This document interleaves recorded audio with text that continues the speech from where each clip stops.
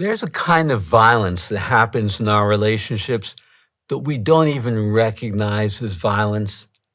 If there was a physical assault, we would call it violent or physical abuse. It's black or white. There could be signs, physical signs of violence. But when there's emotional and verbal violence, that flies beneath the radar. We acclimate to it. We treat it as normal. And it's horribly destructive. It's insidious. You probably experienced some form of emotional and verbal violence, either by perpetrating it yourself or receiving it, or it goes in both directions. But it's mutually destructive. Today, I am going to illuminate what these dysfunctions look like, why emotional and verbal violence are corrosive, and how to overcome them. I'm Mel Schwartz, and this is Uncommon Sense. Let's begin. Let's take a look at the expression do no harm. This is known as the Hippocratic Oath. Doctors should do no harm. That makes perfect sense. Why should this apply to relationship? Well, what should the purpose of a relationship be?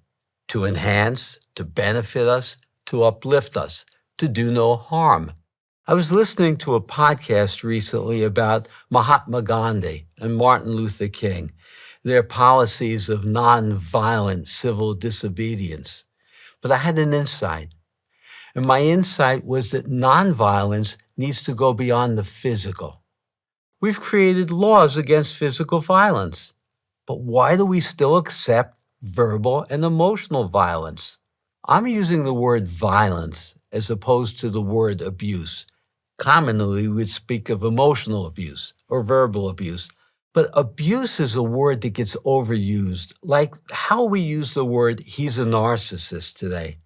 I assure you, 90% of the times, he's not a narcissist, but the word's being used. Or gaslighting, another one of my favorites. Gaslighting came from a movie, I believe, in the 1940s, in which a husband is trying to gaslight his wife into thinking that she is crazy. Today, we say gaslighting when really what we should be saying is lying. He lied to me. She lied to me. It's not gaslighting. It's lying. The same thing has happened with the word abuse. It's become so overused. It's lost its teeth. So instead of using the word abuse, I choose to use the word violence. Violence is less gray. It's black and white. It speaks to a disruption of emotional harmony and safety. When someone is emotionally violent in a relationship, who actually gets harmed? Well, both people do. Think about this. How often have you told someone that you loved them, but then turned around and acted unlovingly, yelled at them, denigrated them, frozen them out? The word love becomes incongruous. If there is emotional and verbal violence, that is not loving. We need to make a distinction. We need to become true to our words. Again, authentic, a word I'm fond of using. Authenticity is that if I love you and I care about you, but I act emotionally or verbally violent toward you, that doesn't play. It's not correlating. We need to put our money where our mouth is. Emotional and verbal violence have no place in a loving relationship or a friendship. This may have been learned behavior from your childhood. Probably was, regrettably. One or both parents said, I loved you, but they were emotionally or verbally violent, perhaps even physically. You need to choose to unlearn it. You need to choose to get clear. Now, let's walk through the different forms of emotional violence that may be hiding in your relationship. Number one, angry verbal attacks. What does that look like in a relationship? What does it sound like? Well, it's denigrating. It's putting the other person down. It's angry. It's vindictive. It's damaging. That's the intention. It's inconsistent with a loving relationship. You might ask yourself, if it's you or your partner, what is the anger actually masking? What's really underneath the anger? If you're feeling angry or hurt, try to express the hurt, the vulnerability, not the anger. You might say to your partner, I'm feeling so unimportant to you or neglected. I don't feel valued or I don't feel loved. Express that vulnerable feeling instead of saying, you're a piece of shit. You don't pay any attention to me. Which one is going to get you heard? What is the difference between responding and reacting?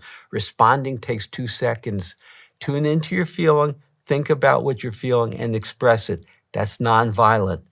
If you can notice an angry or a hurt feeling, pause, acknowledge what you're feeling, and then choose how to communicate it. It's okay to say, I'm feeling so angry. I'm feeling unloved. I'm feeling devalued. Let me tell you why. That's not acting angry. There is no verbal violence when you speak that way. Number 2, sarcasm in tone. How is sarcasm a form of violence? How does the venom in your tone harm both of you? Sarcasm and venom are a put down. They are intended to denigrate the other person. That is violent. When you communicate that way, you are harming yourself along with the other person. Now, why do I say that?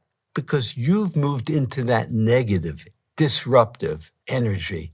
When you speak that way, not only do you guarantee that you're not going to be heard, you are now engaged in fight or flight. You're both in a ring, having at each other. Your cortisol levels rise.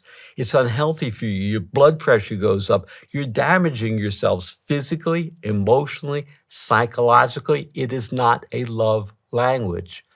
Pause and imagine looking in the mirror and thinking to yourself, breathe, exhale, slow down. Ask yourself, do you want to be heard? Or do you want your words to fall on deaf ears and ignite even more anger coming back at you? We'll get back to the show in just a second, but real quick.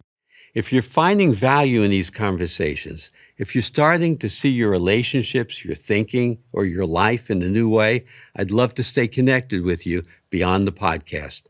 I send out thoughts, insights, reflections, and practical tools straight to your inbox, things that can help you apply what we talk about here so your own life and relationships can prosper.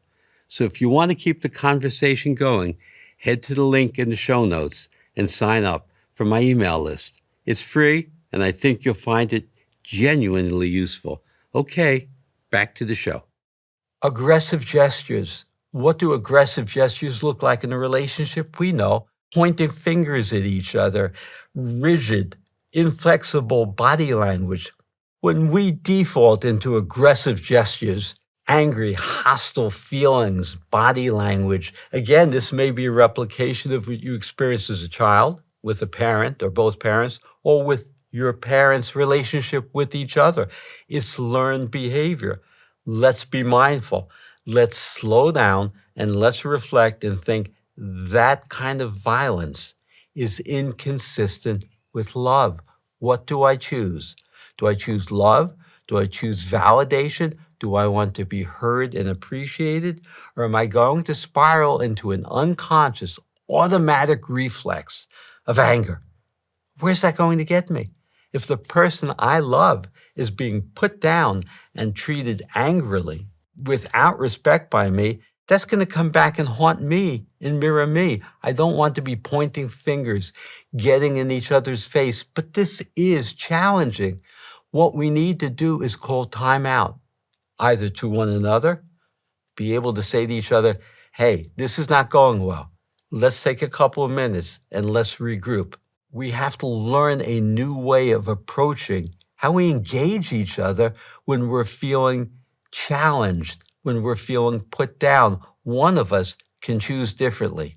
It's not healthy. We have to be mindful. This just takes 5 seconds. You can actually foam the runway, which we talked about in the previous episode, by saying, I'm not going to head in this direction. Number 4 for emotional violence is what I call the silent treatment. Now, how is silent treatment actually a form of violence when it feels like the opposite? Well, silence can be used as punishment. It can be used in a punitive way. When one person is feeling angry or not getting their needs met, they may choose to be silent. This may go on for hours or days. That is punitive. That is emotionally violent. The purpose of a relationship is to relate. Silence puts a wall around relating and communicating. It renders the other person impenetrable. That is punishing. That's the opposite of relating. Now, what's the difference between a silent treatment and taking a healthy break? Obvious. If things get heated and you say, I need 5 minutes, or I'm going to take a walk so I can calm down. Let's do this when I get back in 10 minutes. That's healthy. That's fine. Take a break. Do not use silence as punishment. Number 5, verbal abuse. It's denigrating. What is the point of denigrating your partner? You're supposed to be in a relationship that enhances both of you. If you're going to put them down and denigrate them, that's denigrating you as well. It brings both of you into a mutual humiliation. If my partner is being emotionally violent toward me, what should I do? Do your best, Gandhi or Martin Luther King. Choose passive resistance. Don't be reactive. Say to them, I'm not going to go there with you. This energy is not going to get us anywhere. Let's take 10 seconds and regroup. And if they want to express how they feel in an appropriate way, say, I'm all ears. But don't be reactive. Breathe. How does being emotionally violent towards someone also damage you? Again, if you're speaking angrily, your cortisol levels are through the roof. You're causing yourself a denigration of your own well-being. It's a malevolent energy and is toxic to both of you. The premise in all relationships should be do no harm. Do no harm could mean you choose not to be in the relationship, but it can also be that you will do no harm to yourself or to the other person by belittling, by denigrating, or by cursing as an expression of anger. Do no harm to yourself and do no harm to others. Now, this is a spiritual message. It's a mindfulness message, and it's a sensitive human attitude for all relationships. So here is your uncommon sense. The next time you feel angry with your partner, pause and ask yourself, what's underneath the anger? It's usually hurt or vulnerability. You can choose. You have the power and the ability to do no harm to them and to yourself. Now, it isn't complex, but it is challenging. You simply need to say to yourself, I am not going to be reactive. It makes no sense for me to harm myself or harm a person that I say loves me. Choose differently, and uncommon sense will free you from this harmful reaction of doing more and more harm to each other. Choose to be mindful and express yourself and your feelings in words that can actually be taken in. This has been Uncommon Sense. If you want to thrive in your relationship with others and with yourself, be sure to subscribe to the channel. I'm Mel Schwartz, and I'll see you in the next one.